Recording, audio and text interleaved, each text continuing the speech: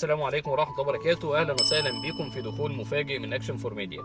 النهاردة جايين نتكلم عن الابليكيشن واستخدامها، وإن إحنا طبعا طول اليوم في إيدينا التليفونات وفي إيدين ولادنا التليفونات، مش ماسكين التليفون عمال على بطال، شغالين على طول تيك توك وريلز ويوتيوب، وعمالين نقلب فيديو بيجيب فيديو، فيديو بيجيب فيديو، وبنتسحل فيه طول اليوم، وبياكل الوقت وبياخدنا اساسا. بنشوف فيديوهات كويسه، بنشوف فيديوهات وحشه، بنشوف فيديوهات محترمه، بنشوف فيديوهات غير لائقه، يعني واخدنا كده من حاجه لحاجه كده. يعني اللي انا عايز اقوله النهارده ان الولاد اللي قاعدين بيتفرجوا على الفيديوهات دي بيبقى احيانا بياخدهم حته ان انا عايز اقلد.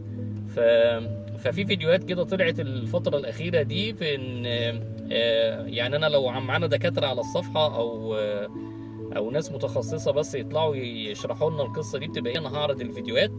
الفيديو ده بيخلي الطفل أو الطالب أو الشخص عامة يعني ياخد نفس شهيق وزفير بشكل سريع جدا، وفجأة يخبط الشخص اللي قدامه بطريقة مفاجئة فيتم الإغماء، فيتعرض لحالة إغماء.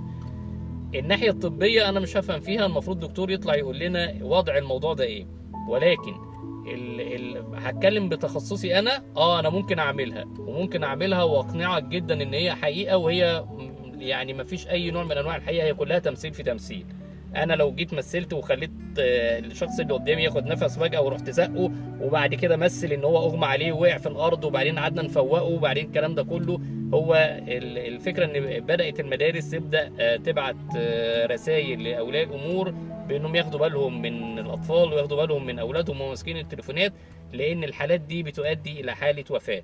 حالات الوفاة بتتم لأن هو بيقلد وهو مش فاهم، بيقلد وهو مش عارف هو بيعمل ايه. ارجو ان احنا ناخد بالنا ونراقب ولادنا ونراقب نفسنا، ومش كل حاجة نصدقها، ومش كل حاجة هنشوفها نقول ان هي دي حقيقة وان هي ده وضع طبيعي. لا، ده مش طبيعي، ده كله تمثيل في تمثيل.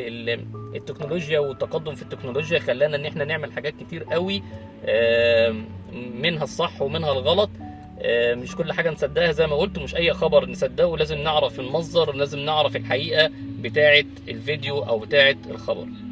شاكر جدا، والسلام عليكم ورحمة الله وبركاته.